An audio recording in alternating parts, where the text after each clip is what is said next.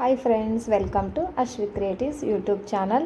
ನಮ್ಮ ಮನೆಯ ಹತ್ತಿರವಿರುವ ಮಹಾಗಣಪತಿ ದೇವಸ್ಥಾನದಲ್ಲಿ 1 ವಾರಗಳವರೆಗೆ ಜಾತ್ರೆ ನಡೆಯುತ್ತೆ. ನಾವು ರಥೋತ್ಸವದ ಹಿಂದಿನ ದಿನ ದೇವಸ್ಥಾನಕ್ಕೆ ಹೋಗಿದ್ವಿ.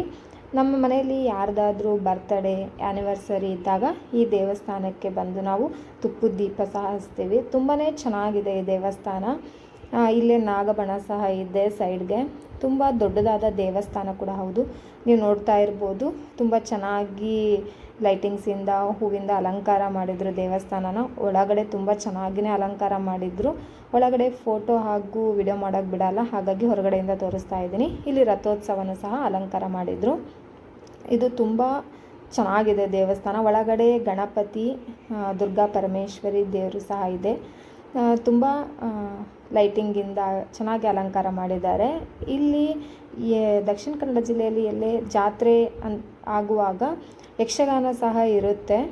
ಇಲ್ಲಿ 1 ವಾರಗಳವರೆಗೆ ಯಕ್ಷಗಾನ, ಭಜನೆ ಎಲ್ಲ ಇತ್ತು. ನಾವು ಸಹ ಸ್ವಲ್ಪ ಹೊತ್ತು ಯಕ್ಷಗಾನವನ್ನು ಸಹ ನೋಡಿದ್ವಿ. ತುಂಬಾ ಚೆನ್ನಾಗಿರುತ್ತೆ. ಇದು ನೈಟಿಂದ ಬೆಳಗ್ಗೆವರೆಗೂ ಸಹ ಯಕ್ಷಗಾನ ಇರುತ್ತೆ. ಇಲ್ಲಿ ನೋಡ್ತಾ ಇರ್ಬೋದು, ಅಲ್ಲೇ ಯಕ್ಷಗಾನ ನಡೀತಾ ಇತ್ತು. ತುಂಬ ಜನ ಕೂತಿದ್ರು ನೋಡೋಕ್ಕೆ. ತುಂಬ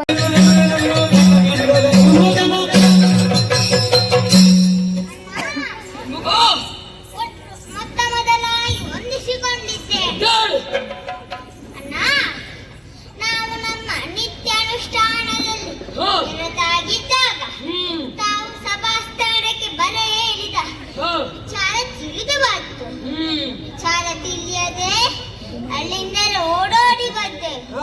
ಚಾರ ತಿಳಿಸಿದರೆ ಕೂಡಲೇ ಮಾಡಿ ದುರದೃಷ್ಟದಿಂದಲೂ ಕಂಟಕರಾಗಿ ಮೆರೆಯುತ್ತಿದ್ದಾನೆ. ಅಲ್ಲದೆ ಕುಶಲ ಅದರ ಕೈವಶದಲ್ಲಿದೆ. ಅದನ್ನು ಹಿಂಪಡಬೇಕು. ನಮ್ಮ ಏನು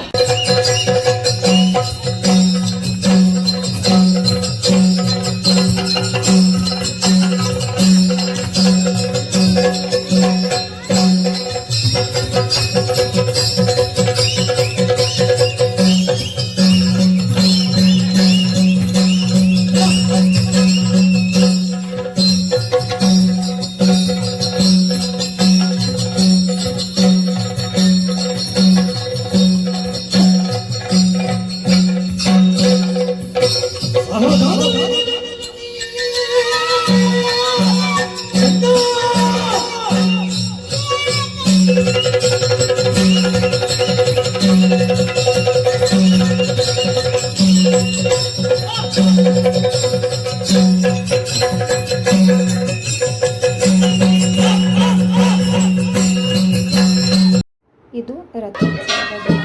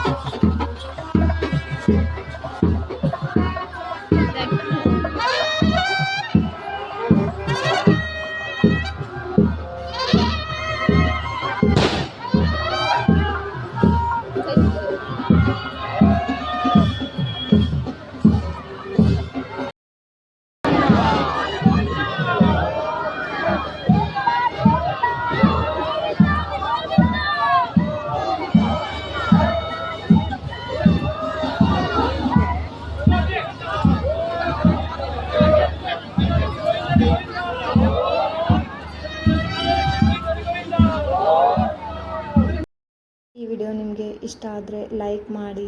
ಥ್ಯಾಂಕ್ ಯು ಫಾರ್ ವಾಚಿಂಗ್.